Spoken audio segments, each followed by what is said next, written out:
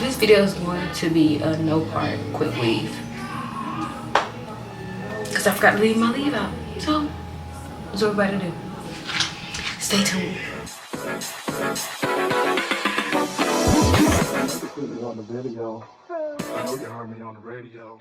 As y'all can tell by the title and the beginning of this video, this is going to be a no part quick weave because I literally forgot to leave out my leave out. And I think because my niece, she came in the bathroom where I was braiding my hair and she kind of threw me off track. So this is me just braiding the rest of my hair, and my braids were so fat.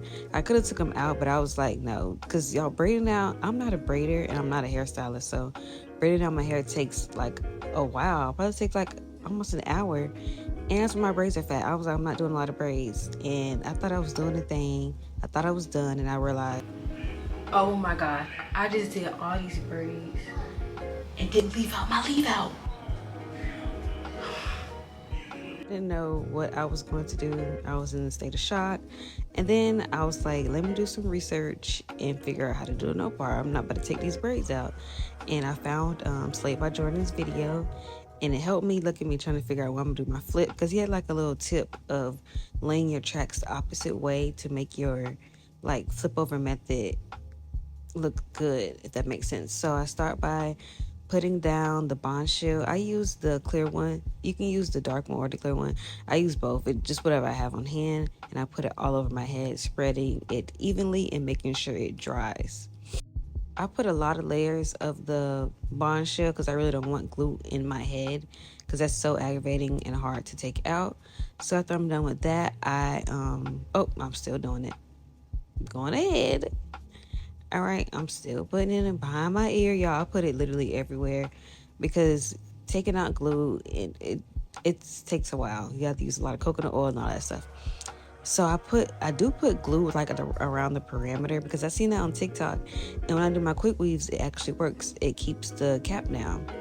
So I do it on both sides, making sure I put it behind my ear, and I don't put it necessarily on my hair. I guess it's on my it's on my hairline. What is that? My skin? I guess it's my skin. I don't know, scalp.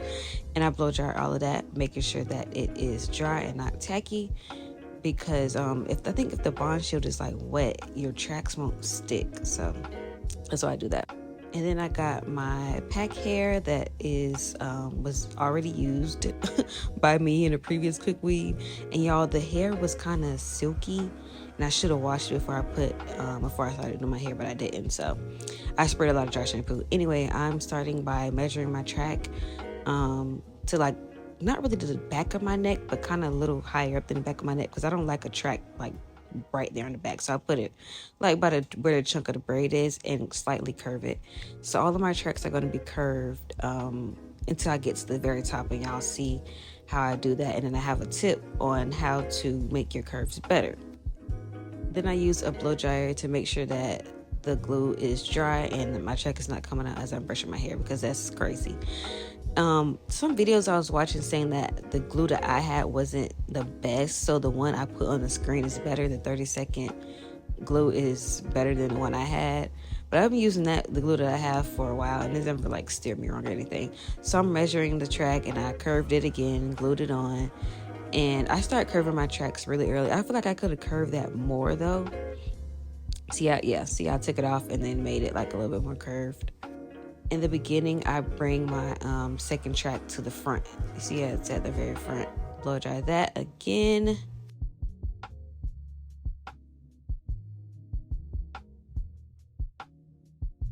Here is another tip when you are doing your quick weaves.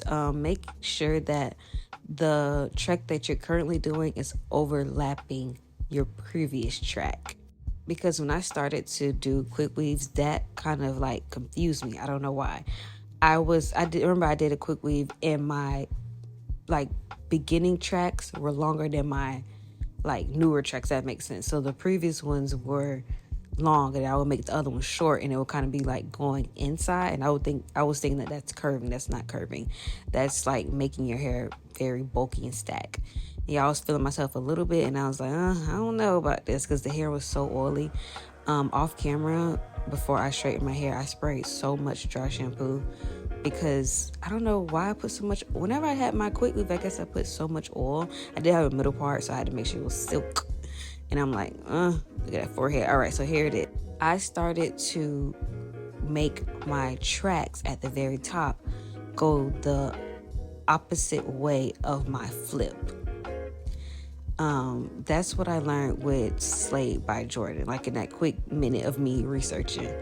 And I could have curved a little bit more at the top before I started to lay my tracks the opposite way, because y'all see right there, it's kind of like, I don't know why I made it like a, what they call them things? What do they call them freaking Quickweaves? I don't know. The old school Quickweaves, like, no, I don't know what they call them. But it's how I made it look, and I will end up cutting a little bit more of that track. Because I'm like, that looks too long and crazy. I could have left more of my hair on that side, because I'm not going to lie, I have like a little bit of sparseness on one side of my head than the other. Like this part, that side of my head has more hair than the other side. I don't know. When I do my edges, y'all, I have to really manipulate my edges to make them look right, because one side is a little bit thinner, which is crazy. So after I hot combed my hair, I straightened it. I was trying to like slightly straighten the tracks into my hair, but for a flip over, I don't think that's how it works. I don't know. Next time I do a flip over, I'm going to make sure I have curly hair. And then I brushed my hair out. It was coming together a little bit, but I was still kind of scared. That's why I got the straightener again. Y'all, I'm laughing because I'm like, what is happening?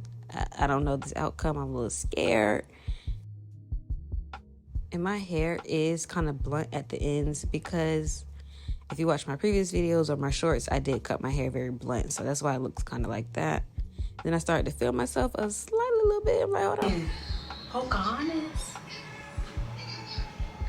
Poca? I was feeling a little bit like Pocahontas. And then I watched too many YouTube videos and I started to cut some fake layers. I don't know if it worked. Who knows? I made up a hand motion. I don't know if that's correct. I seen one video. She was like, you're supposed to hold your arm out and then cut down. I'm like, okay, I'm going to do that.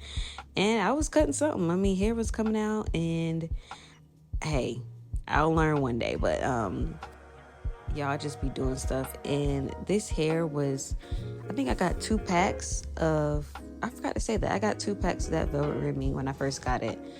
And it looks full. At first it was looking kind of sparse, but I think the dry shampoo kind of lightened, took some of that oil out. So I used 2 packs of hair, and it wasn't like expensive. That's why I was like playing it and cutting it. And then I'm going to add some curls. I don't know how to curl either. I just be doing stuff again. One thing about me when it comes to like trying new hairstyles or anything, I always put myself to the test. With quick weaves, curling, every time. I know how to use a wand curler, but I didn't want that wand curl. I wanted the big, bouncy, voluptuous, like flat iron curls. And I don't know why it kind of like stumps me of which way to go when I'm curling my hair. Like sometimes it works and sometimes it don't. So this side was going well. I thought I had got the hang of it. I curled my hair at the top. And it got a little bit confusing. I was curling my real hair as well. But it got a little bit confusing when I got to the other side. Like, I don't know why it stumps me. I guess I'm supposed to go, people say away from your face, and I heard you're supposed to go towards your face. And I always, like, I'm trying to master that bang look. Y'all know what I'm talking about. That bang in the front. And I'm getting there. But I just have to figure out how to curl, like what feels comfortable to me.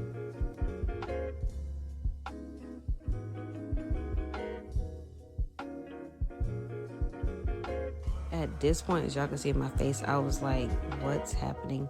And I'm like, okay, let me flip it to the other side, what Jordan was talking about. And I was like, oh, okay, this is what he was talking about.